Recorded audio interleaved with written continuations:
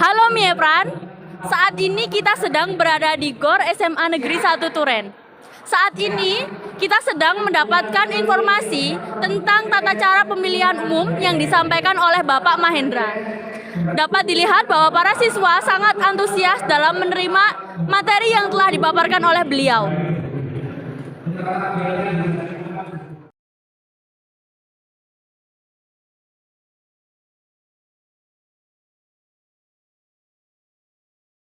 Assalamualaikum warahmatullahi wabarakatuh.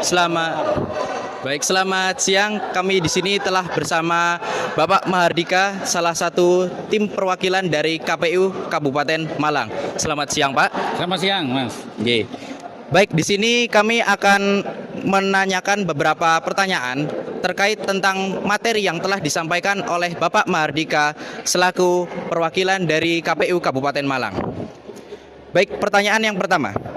Bagaimana cara Bapak dalam menyikapi rendahnya tingkat persentase pemilih dalam kabupaten atau area Kabupaten Malang ini, Pak? Bagaimana, Pak?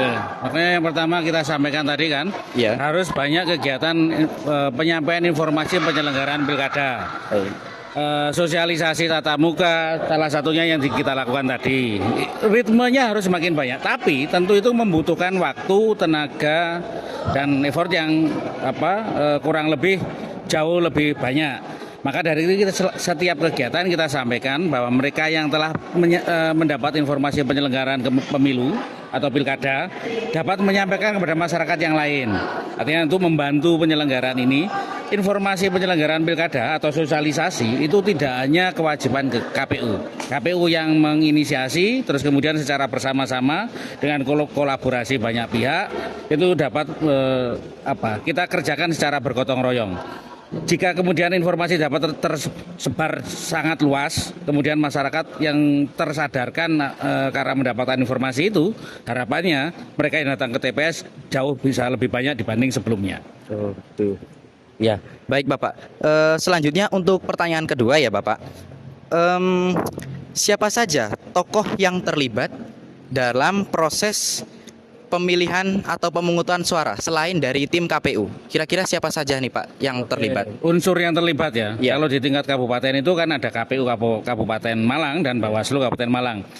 Di tingkat TPS nanti akan ada KPPS atau kelompok penyelenggara pemungutan suara yang bertugas memfasilitasi pemilih di TPS. Baik. Dari unsur pengawasan itu nanti ada pengawas TPS atau PTPS yang dibentuk oleh Bawaslu Kabupaten Malang untuk mengawasi pelaksanaan pemungutan suara saat di TPS. Artinya ada unsurnya, ada untuk penyelenggara itu ada KPU dan Bawaslu, terus kemudian juga banyak unsur lain, kepolisian, TNI, terus kemudian kejaksaan,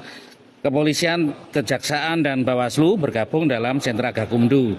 Terus kemudian pemerintah daerah melalui secara tingkat kecamatan, desa, kelurahan juga kemudian memfasilitasi menyediakan petugas ketertiban TPS dari unsur Linmas. Artinya kegiatan pilkada ini adalah gawe bareng untuk seluruh masyarakat Kabupaten Malang, mulai dari lembaga formal maupun non formal, dari masyarakat, dari pemerintahan maupun dari masyarakat. Gitu, Mas. Oh, seperti itu.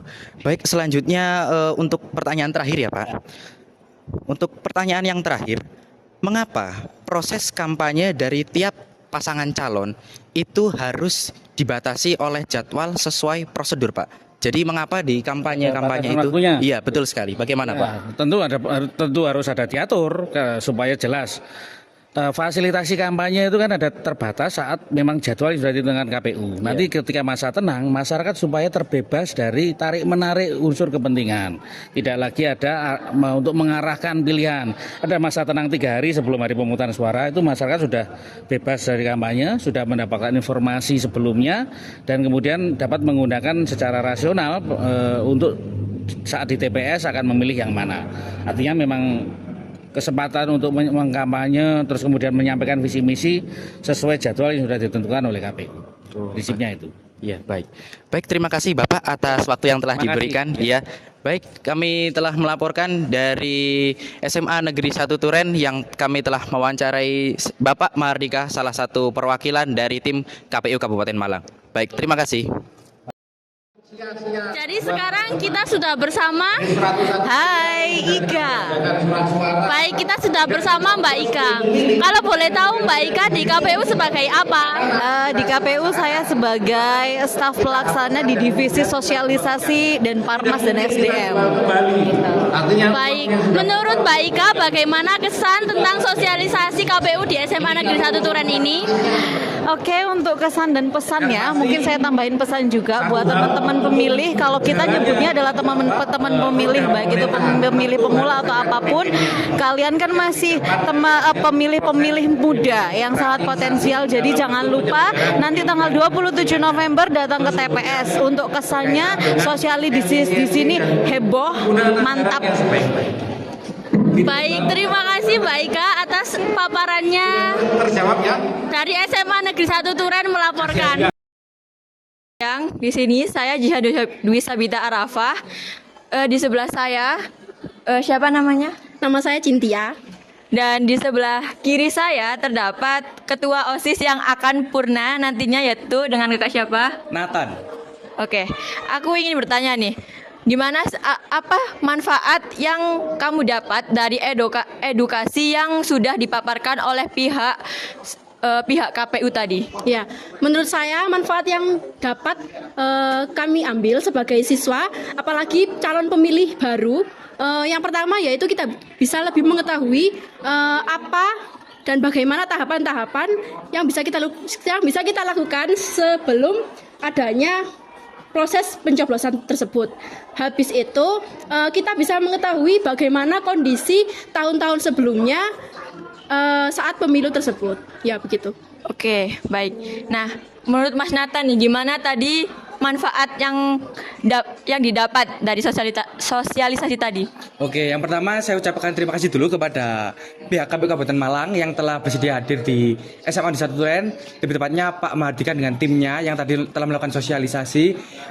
Pesan atau mungkin manfaat yang telah saya dapatkan dari sosialisasi itu tadi adalah, yang pertama adalah kita warga SMA 1 Turen menjadi lebih tahu bagaimana berjalannya sebuah pemilihan. Terlebih lagi pemilihan yang akan datang, yaitu pemilihan ketua daerah dan pemilihan bupati yang ada di sana pada 27 November 2024 nanti. Oke, baik, terima kasih untuk Kak Cynthia dan Kak Nathan. Baik. Menurut Wes.